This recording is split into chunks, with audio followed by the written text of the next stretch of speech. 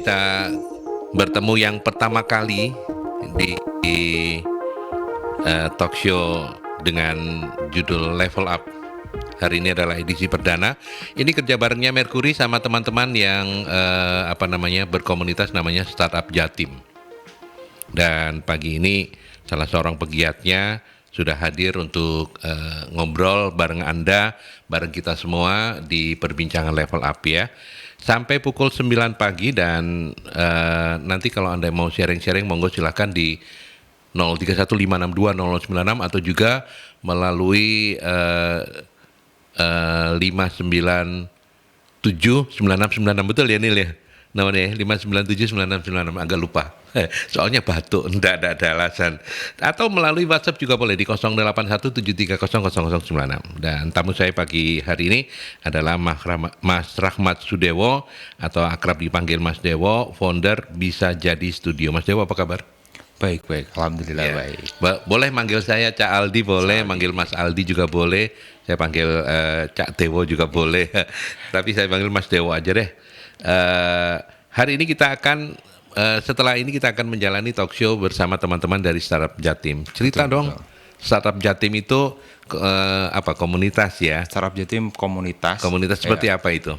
Jadi Startup Jatim mungkin ini ya teman-teman kenalnya Startup Jatim identik dengan startup lebih ke digital, tapi sebenarnya Startup Jatim ini kita nggak hanya lebih heterogen aja. Heterogen ya. Jadi kita nggak cuma ngumpulin teman-teman startup, tapi juga teman-teman UMKM atau teman-teman yang ingin membantu, ingin supporting di UMKM, di startup kan gitu.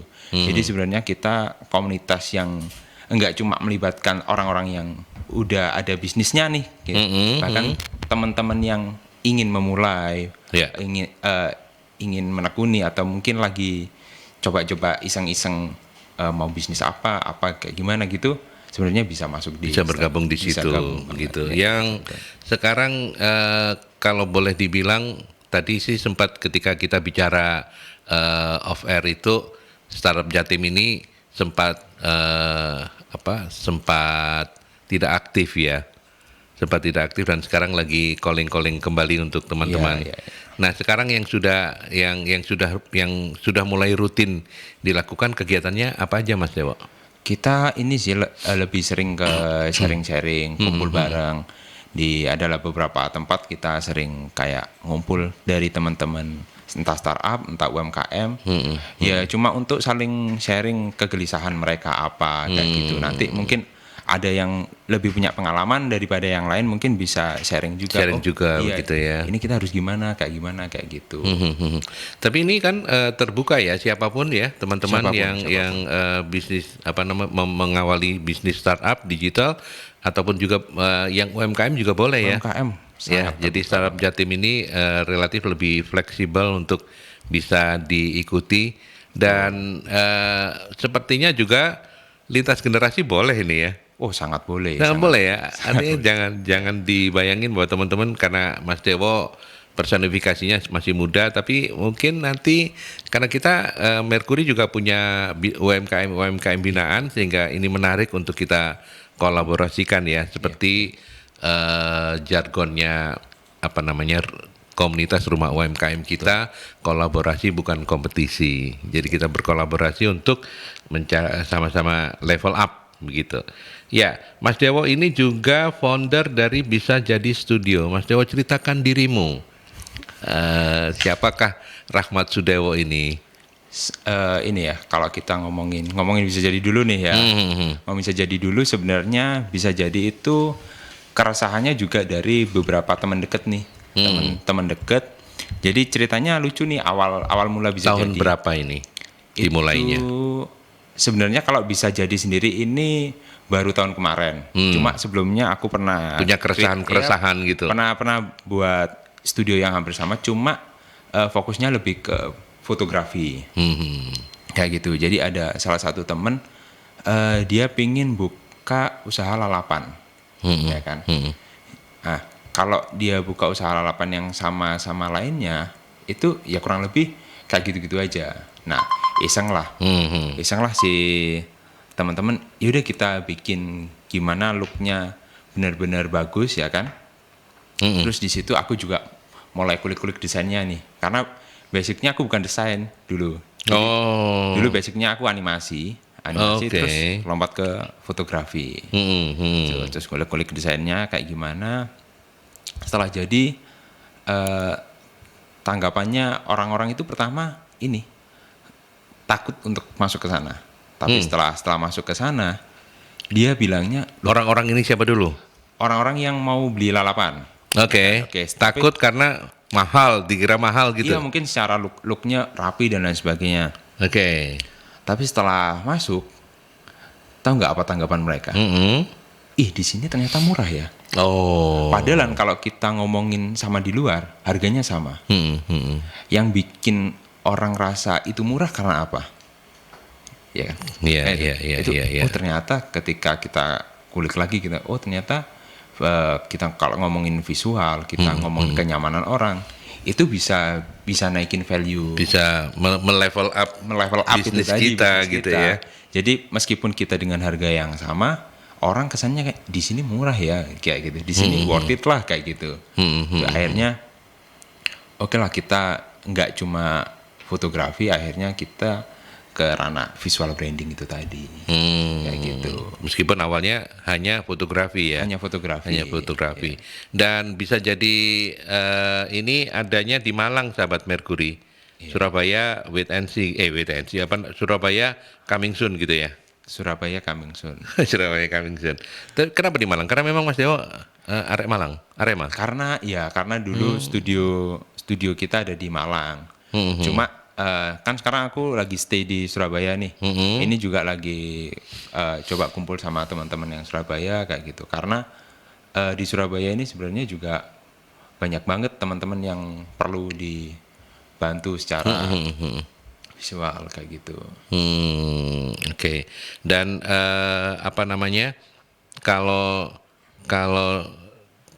bisa jadinya sih awalnya itu tahun kemarin ya. Iya. Tapi yang Mas Dewo cerita tadi itu kan akhirnya mengerucut ke bisa jadi itu gitu ya. Iya, betul. Jadi sebelumnya sih sudah ada project.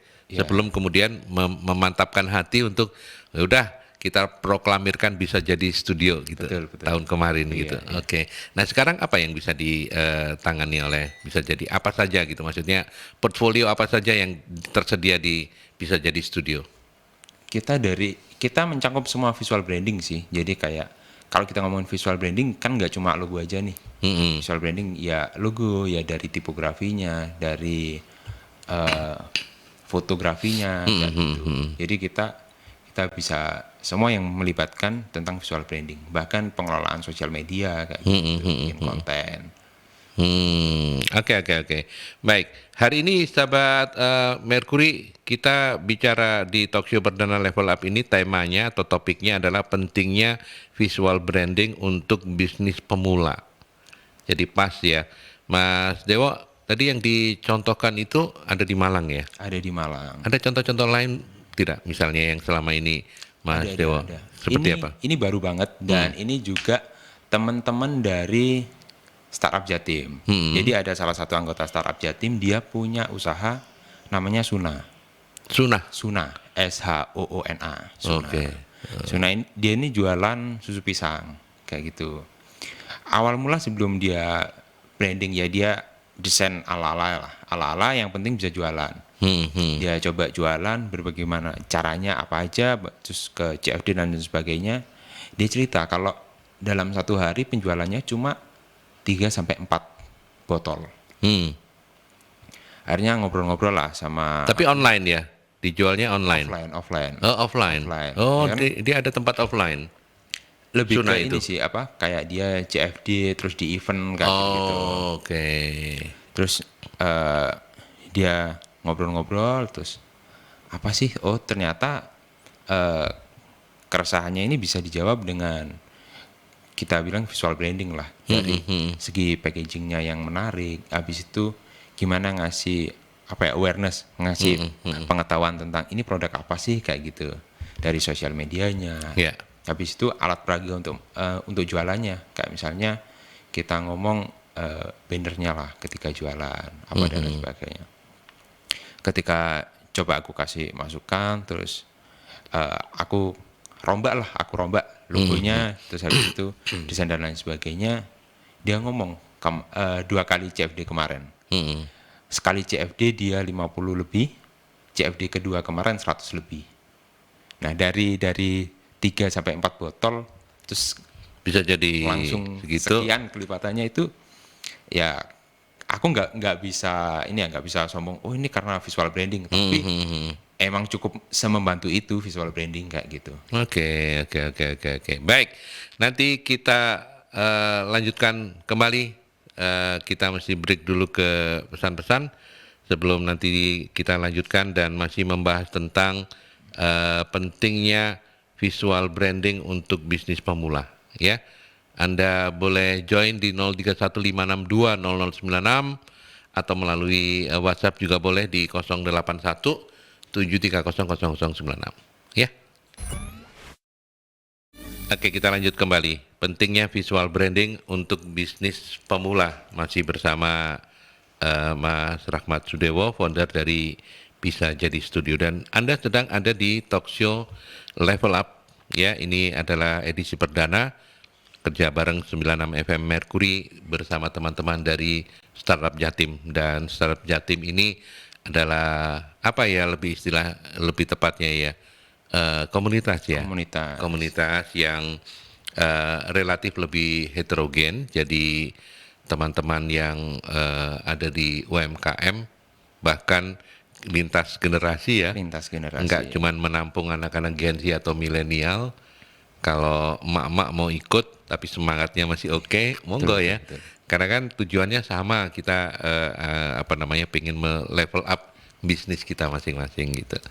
Tadi sudah disampaikan 2 contoh ya betapa ternyata visual branding untuk bisnis pemula, untuk bisnis itu penting gitu ya. Betul. Nah, ketika bicara visual branding, apa saja yang harus diperhatikan Mas Dewo? Ini ya, sebelum kita ngomongin visual branding, kita ngomong apa sih branding itu? Oke, monggo kan? kita mulai dari yang paling basic ya. Iya, karena rata-rata orang tahu branding itu ya cuma nama, logo, tempel jadi, ya kan. Kan banyak dari mungkin teman-teman yang pengen usaha tapi ya udah yang penting ada logo, ya kan. Ada logo, ada nama kayak gitu. Dan logonya kadang asal comot dan lain sebagainya, ya kan. Nah, jadi kalau kita ngomongin branding itu nggak cuma dari segi visual, nggak cuma dari logo dan nama kayak gitu. Jadi bahkan nilai-nilai yang ada di usaha itu, habis itu visi misinya itu sebenarnya masuk ke branding juga. Dan yang menariknya kalau kita ngomongin sekarang ya, kalau kita ngomongin sekarang branding itu bahkan sampai ke personal branding itu pengaruh ke produknya juga. Ya kan, kalau kita ngomong kadang produk A, produk B, siapa sih yang bikin? Oh ternyata si dia seleb TikTok atau apa kayak gitu. Dia personal brandingnya udah kuat, mungkin lebih ke beauty vlog dan lain sebagainya, ya kan. Dia bikin usaha skincare, orang akhirnya percaya dan lain sebagainya. Dia mungkin terkenal dia suka makanan, suka dan lain sebagainya kayak gitu. Dia bikin usaha kuliner, orang percaya kayak gitu. Itu kalau kita ngomongin dari segi brandingnya ya.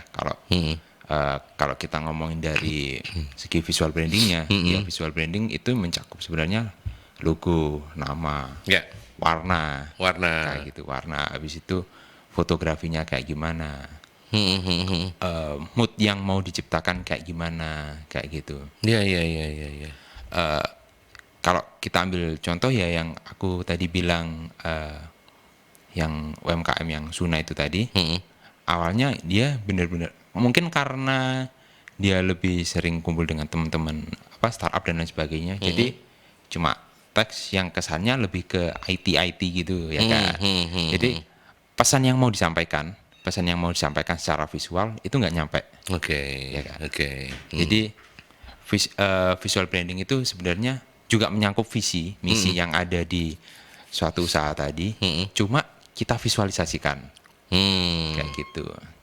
Ya, oke. Kita ke penelpon dulu ya. Oke, siap. Selamat pagi Mercury.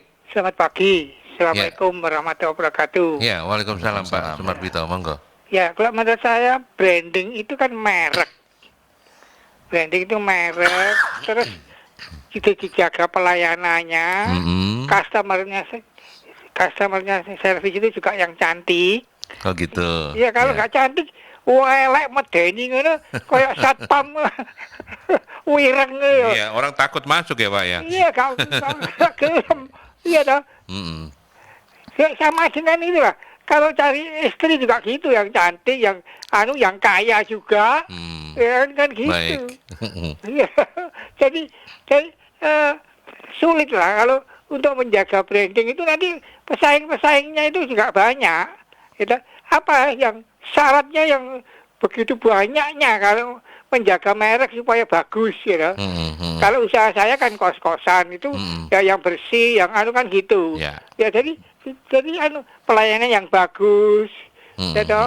Terus kalau bisa itu pegawainya juga yang cantik-cantik kan gitu.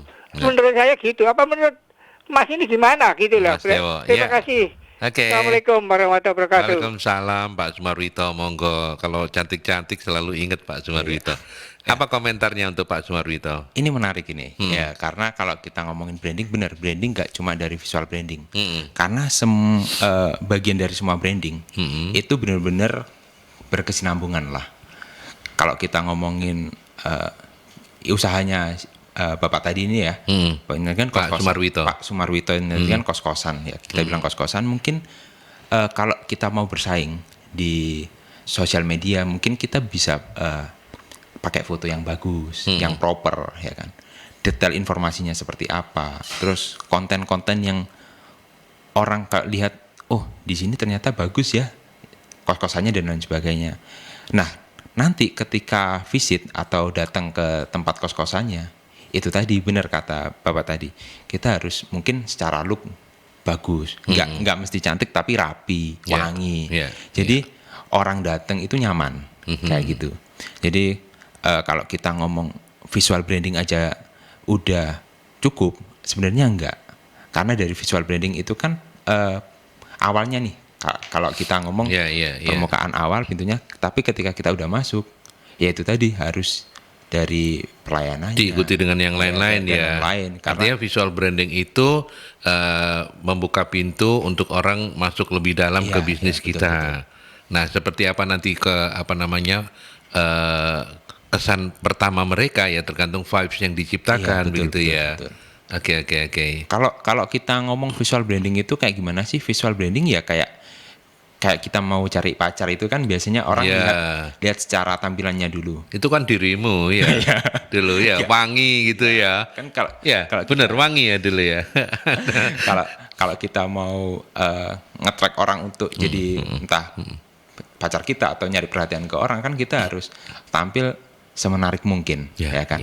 Nah, ketika kita udah menarik, terus orang mau nyapa nih. Halo, Cak Aldi. Terus Cak Aldi, pola. Wah, kan enggak enak, orang akhirnya jadi lari lagi. Tapi ketika orang udah kayak notice nih, Cak Aldi kayak, Cak Aldi gimana kabarnya? Ya gimana caranya kita untuk tetap nge-keep orang itu. Jadi kalau kita ngomongin, balik lagi ke kos-kosan tadi ya. Balik lagi ke kos-kosan tadi, secara visual branding, mungkin dari segi sosial medianya, dari segi looknya itu harus menarik ya. Harus menarik, bersih gitu ya. Tadi benar katanya kayak bersih pelayanannya. Setelah itu ketika orang mau visit, orang mau datang ke sana, yang ditingkatkan apa? Pelayanan. Karena udah nggak lihat konten yang ada di sosial media nih, yang dilihat pelayanannya. The realnya gitu ya. Soalnya sering kan kayak kita baca-baca kalau wah di sosial medianya menarik, ternyata pelayanannya buruk, ternyata resepsionisnya cuek dan lain sebagainya ya kayak gitu kan. Itu bukan salah di visual brandingnya, karena visual brandingnya udah bener, udah nge-track orang untuk datang. Cuma dari segi pelayanan kita nggak mau ningkatin kayak gitu.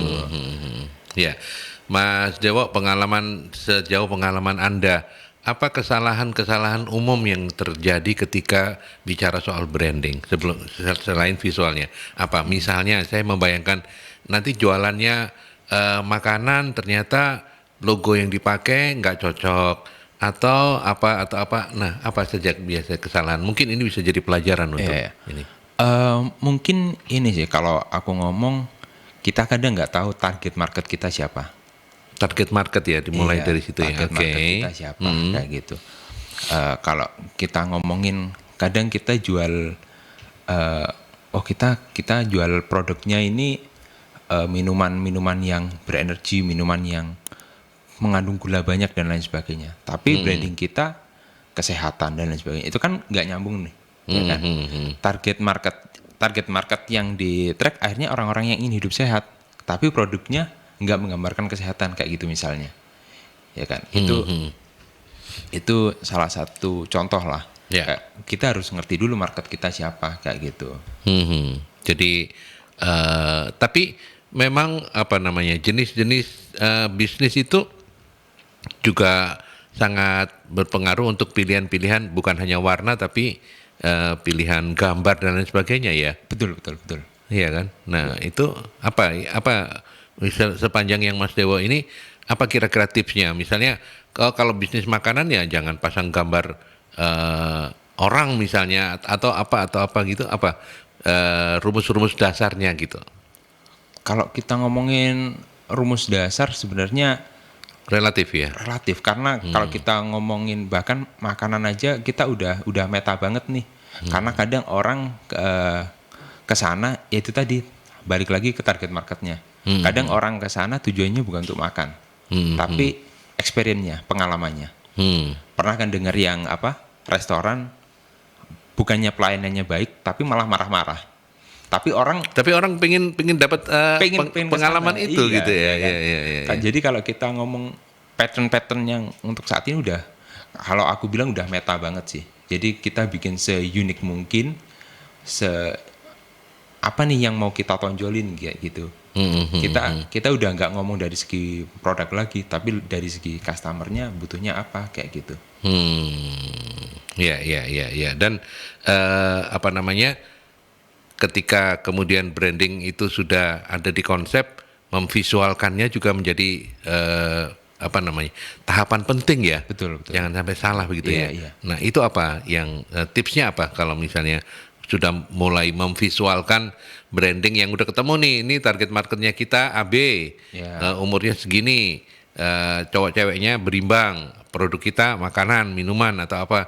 Nah itu ketika memvisualkannya itu apa yang paling penting diperhatikan? Apakah warna, misalnya merah untuk cowok, atau gimana? Kalau menurut aku ya warna itu penting, terus bentuk, karakter ya, kayak gitu. Jadi kalau kita misalnya produk kita minuman nih, minuman es krim, tahu kan es krim yang merah ada ada bonekanya putih itu kan, itu kan salah satu target marketnya mereka ke anak kecil. Anak kecil. Iya, jadi pasti mereka bikin sesuatu yang lucu-lucu, yang apa kayak gitu. Sering kan kalau kita lihat bahkan anak kecil pakai kaosnya, pakai botolnya kayak gitu. Jadi yang paling penting setelah kita tahu target market kita adalah kita tahu apa yang disukai mereka kayak gitu. Apa yang disukai mereka yaitu yang menjadi visualisasi kita kayak gitu. Dan yang paling tidak boleh apa? Yang paling harus dihindari untuk visual branding ini apa? Kesalahan-kesalahan apa biasanya, Mas Dewo? Kalau kesalahan yang harus dihindarin apa ya? Kalau kita ngomongin visual branding ya itu tadi. Kalau kita udah nentuin, kan balik lagi kita produk kita apa, ya kan? Nentuin audiensnya seperti apa. Yang kalau menurut aku yang paling awal yang jangan sampai kita nggak lakuin adalah kita nggak tahu produk kita apa. Kita sendiri nggak tahu nih produk kita ini apa, ya kan? Bisa-bisa kita disangka maklar aja nih, kayak gitu kan? Atau reseller gitu ya. Karena kita nggak tahu produk kita ini apa, tujuannya apa kayak gitu. Terus yang mau kita tembak marketnya apa kayak gitu. Kalau kita nggak tahu dua ini, udah deh kayak gitu. Itu pasti lewat ya. Iya. Terus kemudian ada juga orang yang melakukan rebranding. Rebranding ya. betul. Nah sebenarnya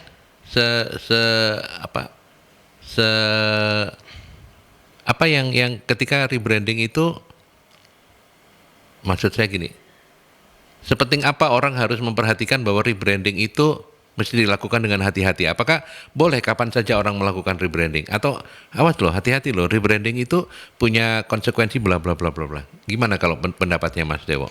Kalau kita ngomong rebranding itu sebenarnya ada dua alasan kenapa orang melakukan rebranding.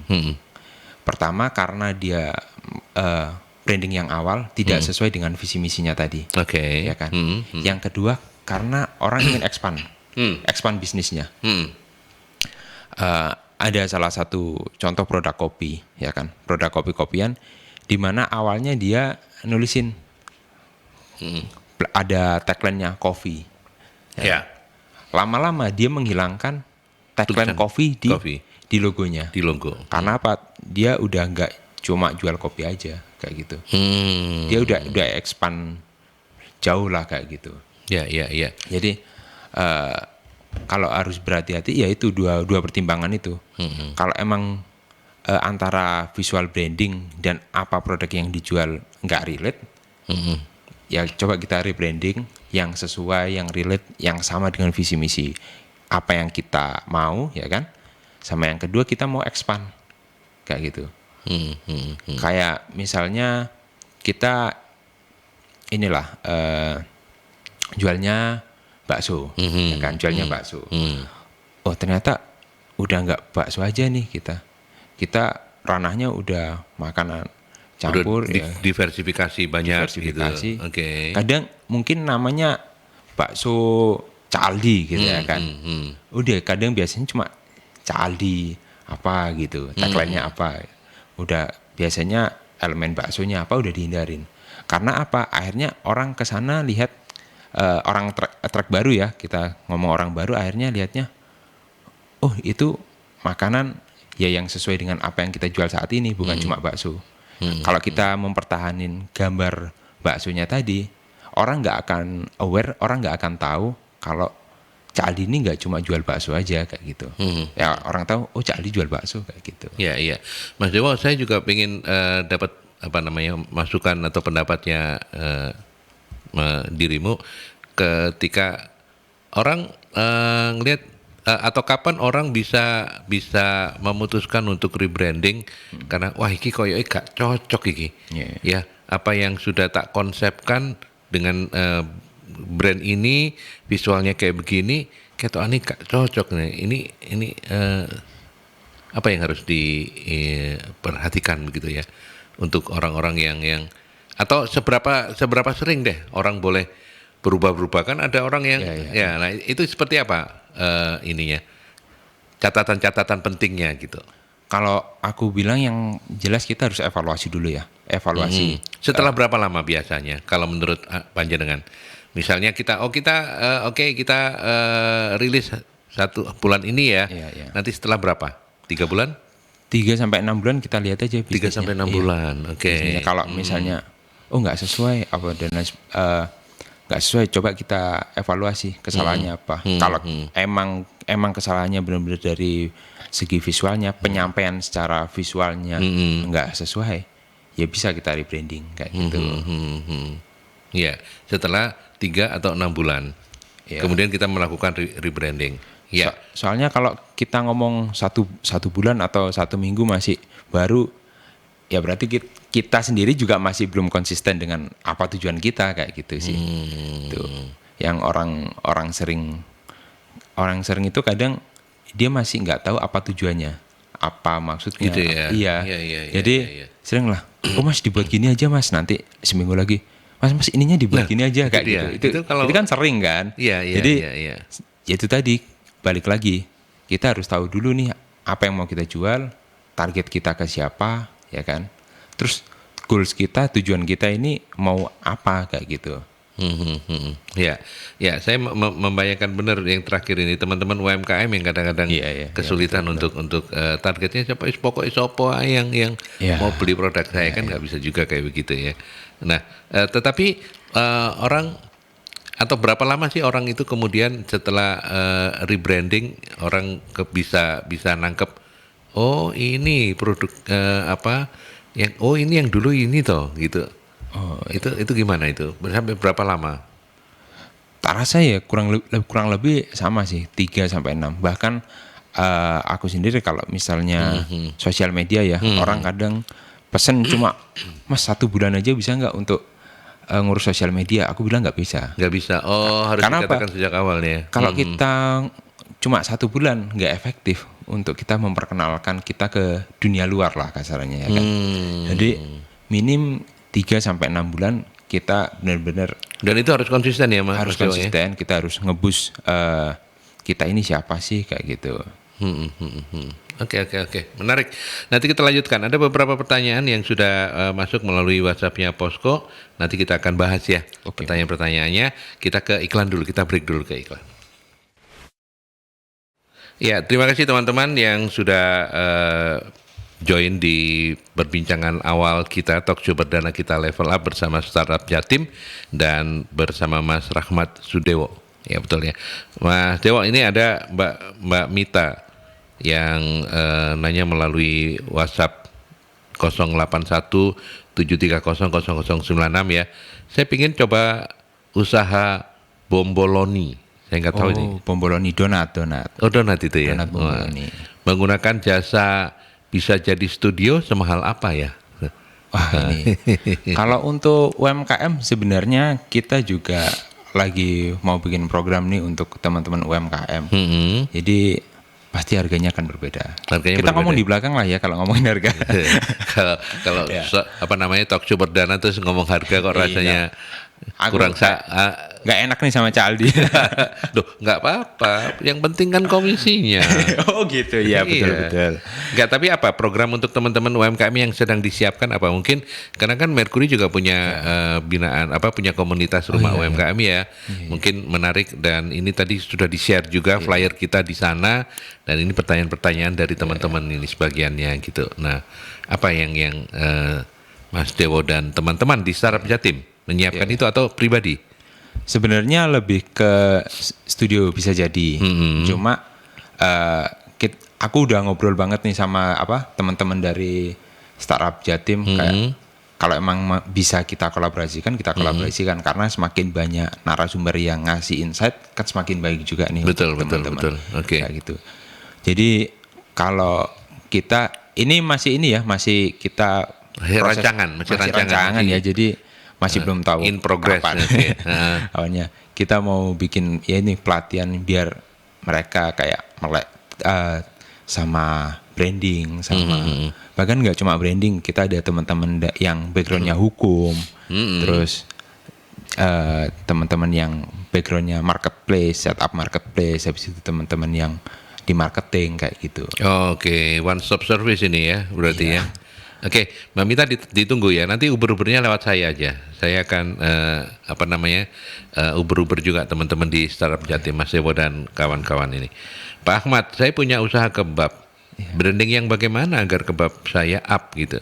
Di antara banyak usaha kebab, mohon tipsnya. Nah ini menarik ini pertanyaan dari Pak Ahmad ini ya, karena bicara soal produk-produk yang katakanlah jualan pastel, jualan lemper, jualan itu kan mass product gitu ya. Iya betul. Apa catatannya? Gimana caranya brandingnya? Sebenarnya kalau kita ngomongin kebab ya berarti. Kebab sebenarnya udah banyak lah yang gede-gede ya kan. Kita ngomong yang gede-gede udah banyak. Tapi kalau kita mau ngomongin kebab ya itu tadi segmen pasarnya ke mana dulu ya kan. Mungkin kita ngarahnya lebih ke yang murah nih, kebab yang ekonomis ya kan. Kita bisa tonjolin nih ke segi ekonomisnya gimana, tapi dengan kualitas yang bisa dibilang hampir sama kayak gitu. Atau paling ekstrim kita nggak menggunakan kata kebab, kita bisa menggunakan kata beef roll kayak gitu. Kan daging yang digulung ya. Iya. Jadi biar orang apa sih nih beef roll kayak gitu misalnya. Ya, orang jadi kepo ya, pengen tahu jadi lebih. Kepo ya. Oke. Kalau kita mau bener-bener lompat yang ekstrim nih, tapi kalau emang kita mau ningkatin aja, tinggal kita cari apa nih perbedaannya kebab yang ada di siapa tadi Mas siapa? Pak Ahmad ini. Oh Pak Ahmad. Ahmad. Ya. Nah perbedaan yang harus dicari ini awalnya perbedaannya apa nih kebab yang ada di Pak Ahmad sama kebab yang lain. Mungkin bisa aja yang ditonjolin bukan kebabnya. Misalnya Pak Ahmad punya outlet nih, outletnya yang Instagramable, ya kan, tempatnya yang nyaman. Atau biasanya orang yang cari apa? Kalau kita ngomong di Surabaya ya, ngomong di Surabaya, kebanyakan nyari apa? Yang bisa buat nugas 24 jam, misal kayak gitu. Kita cari dulu, ini apa nih bedanya kebab yang ada di Pak Ahmad sama kebab-kebab lain, kayak gitu. Nah, dari perbedaan itu yang kita tonjolin, kayak gitu. Mungkin dari segi dagingnya lebih banyak, dari toppingnya lebih melimpah, kayak gitu. Iya. Nah, kalau harga, apa komentarnya Mas Dewo ketika orang yang penting kebab saya lebih murah dari yang lain. Apakah itu menjamin atau enggak, tergantung? Monggo, apa jawabannya? Kalau aku ngomong tergantung, karena dengan harga murah kadang kita juga akhirnya ngefilter siapa market kita. Kayak Balik gitu. lagi ke sana ya. Balik lagi ke sana. Kalau emang kalau kita ngomong geografi ya, wilayah ya, kalau kita ngomong deket-deket kampus, deket-deket orang-orang pekerja dan lain sebagainya, mungkin mereka lebih cari yang emang murah. Murah tapi enak. Ya nggak apa-apa kalau itu memang sesuai HPP Pak ya. Kalau rugi nggak usah. Iya, nggak usah. Itu namanya sedekah itu, bukan usaha itu. Iya. Kalau emang carinya itu nggak apa-apa sebenarnya. Karena kalau kita mahalin ya kan, kita mahalin tapi nggak sesuai sama geografisnya ya nggak bakal nyampe juga. Karena ada kan di kita ngomong Surabaya Barat lah, daerah Citraland, jual jamu aja kadang, atau ada jusnya itu bedanya cuma dia tanpa gula, pokoknya healthy juice gitulah ya kan, jualnya bisa 2-3 kali lipat. Kok bisa ya kan? Ya karena target marketnya di sana orang-orang berduit kalau kita bilang ya kan. Jadi orang-orang yang pengen hidup sehat, orang-orang yang berduit ya kan. Ya dia nonjolin, sebenarnya kan perbedaannya cuma dia nggak pakai gula, yang lain biasanya pakai gula, pakai susu ya kan. Perbedaan cuma itu kan. Sebenarnya sama-sama jus. Kalau kita ngomongin orang jual jus banyak banget. Cuma dia bisa nonjolin kelebihannya dia apa kayak gitu. Sebenarnya itu. Iya. Kalau untuk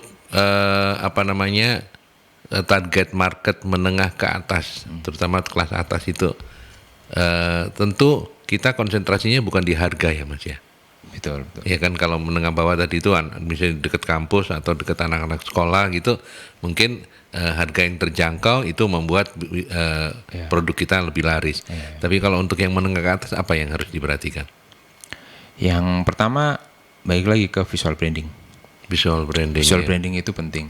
Pelayanan, ya kan. Terus kualitasnya.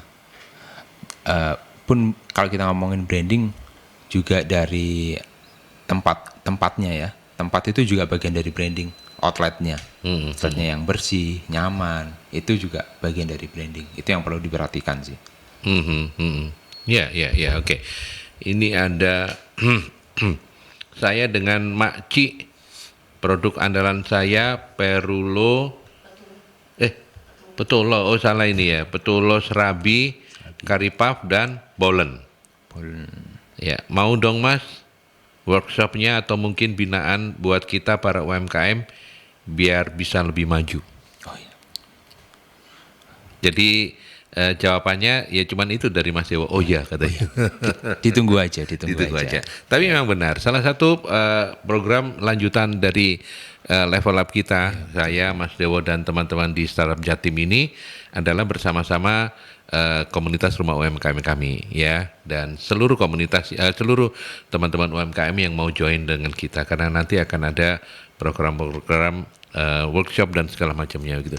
Mungkin bisa ditambahkan Mas Dewo biar lebih lego ini. Kalau yang ngomong saya kan nanti nggak lego, kalau yang ngomong Mas Dewo kan bisa lego. Ditunggu aja program pelatihan, karena ya tadi kalau kita ngomong startup Jatim juga isinya nggak cuma anak-anak muda ya kan. Dan bahkan nggak kita aja kadang yang butuh memberi masukan. Kadang orang-orang yang gennya atau mungkin lebih dulu dari kita itu Gen X lah ya. Gen X ya itu bisa memberi masukan juga. Iya, gitu. Karena mungkin dari segi kreativitas, melek digital kita emang lebih unggul. Tapi jam terbang kan jam terbang kalah. kalah kita. Iya, iya. Kalau kita ngomongin, bikin jamu kita harus ini. Kalau mungkin orang dulu, biar lebih murah, lebih efisien, terus rasanya lebih enak itu pakai ini. Kan kita juga belajar gitu. Iya. Jadi harapannya kita nggak cuma memberi workshop, tapi kita juga bisa sharing dan berkembang bersama. Oke, itu ditunggu ya Mak Cik ya nanti, dan juga teman-teman yang lain. Mudah-mudahan nggak butuh waktu lama. Nanti saya yang akan ngobrak-ngobrak teman-teman di Startup Jatim. Nanti teman-teman tolong ngobraknya ini ya, Cak Aldi aja ya, jangan saya. Oh gitu ya, iya. Biar yang diteror Cak Aldi aja. Iya, nggak apa-apa, sudah biasa saya. Sudah biasa.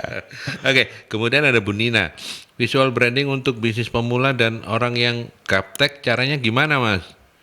Cara sederhananya seperti apa yang bisa bisa dilakukan? Oke, mungkin Bu Nina ini maksudnya pingin memulai jualan-jualan online gitu ya, betul. Tapi beliau sadar diri bahwa memang kemampuan untuk mengeksplor sosial media itu masih banyak keterbatasan. Apa komentarnya? Atau sarannya apa?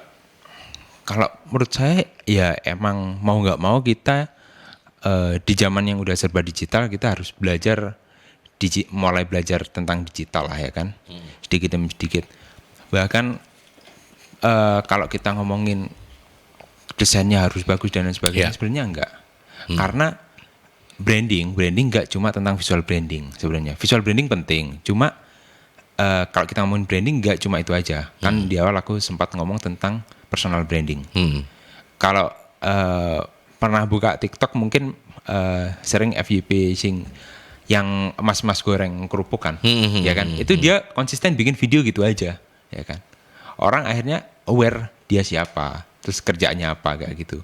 Mungkin kalau tadi pingin bikin usaha tapi gaptek, nggak bisa desain dan lain sebagainya, ya coba aja bikin video-video simple, lagi bikin usahanya, lagi packaging, lagi apa gitu. Kadang-kadang itu kesalahan-kesalahan yang sering kali terjadi itu kan karena kita ngerasa gaptek, kemudian kita tidak malu memulai sesuatu yang apa adanya karena ya ono sing nonton dah. Kalau jelek ya, tapi padahal belum tentu ya. Belum tentu. Yang penting coba kita konsisten, terus kita ciptain selain visual branding, akhirnya kita nggak ngomong visual branding aja nih, kita ngomongnya personal branding. Personal branding itu emang kalau kita ngomong dunia digital, kita ngomong sosial media saat ini penting banget sih. Kayak aku ngomong, mungkin orang yang di sosial medianya sering sharing-sharing atau sering ngasih tips tentang kecantikan, tentang make up. Ketika dia jual make up, akhirnya orang udah percaya. Ya kan? Make up yang dijual udah pasti bagus lah kayak gitu. Orang yang biasa sharing tentang kafe-kafe enak, ya kan? Orang yang biasa sharing tentang makanan-makanan enak, ngasih tips atau cara masak, tutorial masak. Ketika dia bikin usaha kuliner, kadang orang udah aware, yang bikin usaha si A ini, yang bikin usaha si B ini, di sosial medianya dia kalau masak-masak kelihatannya enak nih kayak gitu. Jadi kalau emang kita nggak bisa, kalau kita memang belum cukup mampu atau untuk bikin visual branding, coba kita mulai dari yang paling simpel. Yang paling simpel, bikin personal branding. Personal branding kita, iya. Personal branding itu jangan karena kalau bahasa biasanya kalau pakai bahasa Madura itu ya, itu kan orang-orang takut, waduh personal branding apa ini? Enggak, sederhananya ya kayak tadi itu mas-mas goreng kerupuk ternyata bisa sampai viral gitu ya, sampai viral, di TikTok gitu, dengan kesehariannya aja. Mungkin bukan cuman buat Bu Nina, tapi buat teman-teman yang lain yang ngerasa gaptek, saran dari Mas Dewo, nasihat terbaiknya itu segera mulai saja apa-apa. Misalnya proses bikin kuenya seperti apa gitu betul. ya. Mungkin ngasih tips, bahkan kalau orang dulu mungkin takut ya ngasih tips, ngasih resep, nanti ditiru dan lain sebagainya. Kalau kita ngomong orang sekarang, itu malah kadang ketika kita ngasih tips, akhirnya semacam achievement, kayak approve, kayak orang ini berarti paham, orang ini pinter nih ketika kita coba nerapin, resep dari Cak Aldi ternyata baksonya enak berarti nih. Cak Aldi memang bisa dipercaya misalnya kayak gitu. Aku yang bikin bakso aja enak, apalagi aku nyoba di tempatnya Cak Aldi kan gitu. Iya, Atau mungkin dari Cak Aldi masak, orang udah ngeliat, wah enak banget nih masaknya, kayak akhirnya orang pengen mampir ke baksonya Cak Aldi mungkin. Iya. Jadi itu Bu Nina ya, artinya ya sudah, dan jangan takut untuk memulai, terus kemudian lakukan dengan baik. Ya pasti ada resep-resep khusus yang disimpan ketika bikin video dong. Cuman kalau misalnya prosesnya berjalan dengan baik itu membantu kita untuk itu personal branding yang oke gitu ya. Betul. Karena ternyata yang bikin Cak Aldi paham seperti tadi itu ya. Paham bikin ini beneran ya. Ternyata tak praktekkan yo enak gitu ya. Oke. Itu untuk Bu Nina yang terakhir, visual branding untuk bisnis pemula yang gaptek, caranya gimana? Caranya sederhana seperti itu, segera memulai saja. Sudah ya ini ya, ada Mita, ada Bu Mita, ada Pak Ahmad, Bu Nina, dan tadi Mak C ya. Oke, terus ya kita balik lagi yang terakhir ini Mas Dewo. Visual branding yang kalau kita misalnya rangkum dalam satu kalimat penutup begitu, apa-apa yang harus diperhatikan, apa-apa yang tidak boleh, seperti apa Mas Dewo? Yang jelas visual branding kita harus tahu itu tadi, market ya, market kita apa, audiens kita siapa, produk kita apa, goals kita apa. Karena kadang ada orang jual makanan tapi goalsnya bukan makanannya laris. Oke. Ya kan? Ternyata dia menciptakan karakter-karakter atau apalah. Ternyata dia juga menjual hal-hal lain. Adalah beberapa makanan-makanan cepat saji kan dia benar jualan makanan. Tapi fun fact-nya ternyata jualan mainan dari produk-produknya dia itu omsetnya lebih tinggi daripada makanannya. Gitu. Oh ya, kan? Kalau kita ngomong ini di luar UMKM ya, bahkan kalau kita ngomongin animasi ya kan, kita ngomong Gundam lah. Gundam, siapa di anak sekarang yang tahu Gundam? Mungkin bapak-bapaknya yang tahu. Tapi dia berhasil nih, yang dia bikin bukan animasinya, bukan jualan animasinya, tapi lebih ke action figurnya kayak gitu. Bapak-bapak yang pecinta Gundam atau apa kan banyak banget nih kan gitu. Itu pun berlaku di UMKM, di startup kayak gitu. Oke. Baik, itu ya Mas Dewo, talk show perdana kita, dan ini menjadi awal yang baik untuk kolaborasi kita dalam berbagai macam bentuk ya, termasuk juga untuk membantu teman-teman UMKM ya. Oke, terima kasih banyak Mas Rahmat Sudewo yang pagi ini juga mewakili teman-teman di Startup Jatim ya. Dan beliau ini adalah founder Bisa Jadi Studio. Silakan untuk memanfaatkan jasanya kalau sudah tertarik tadi itu. Kalau bisa jadi bisa dikepoin di mana ini? Ada di Instagramnya bisajadi.studio. Bisajadi.studio. Ya. Oke, silakan untuk Anda DM-an di sana kalau misalnya memang merasa membutuhkan jasa-jasanya Bisa Jadi Studio ya. Oh, nggak jadi lewat Cak Aldi ini? Enggak. Saya nggak enak baru kenal masuk jalur komisi ya. Mungkin kita 3-4 kali ketemu ya. Kita 3-4 kali ketemu baru nanti tak makelari gitu. Enggak. Bercanda ya.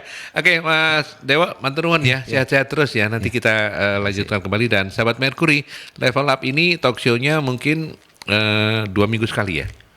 Ya nanti kita obrolin lagi ya, mungkin kita bisa lagi 2 minggu sekali. Atau mudah-mudahan kalau teman-teman waktunya udah banyak bisa seminggu sekali, oke sih ya. Tapi kalau enggak 2 minggu sekali. Cuman di hari Selasa, Rabu, dan Kamis itu kita punya program-program mini series gitu ya, bersama teman-teman dari Startup Jatim juga, pukul 13 sampai 13:15. Dan itu phone interview. Jadi teman-teman nanti akan ngobrol dengan kita-kita yang ada di Mercury, dan silakan untuk Anda menyimaknya. Oke, kita tutup sampai di sini ya. Baik, sahabat Mercury, kita ketemu di Level Up, talk show Level Up selanjutnya. Tunggu 2 minggu dari sekarang ya, karena itu sesi awal-awal ini kita harus 2 minggu sekali. Dan terima kasih sudah bergabung di talk show ini. Kita ketemu 2 minggu dari sekarang. Sampai jumpa.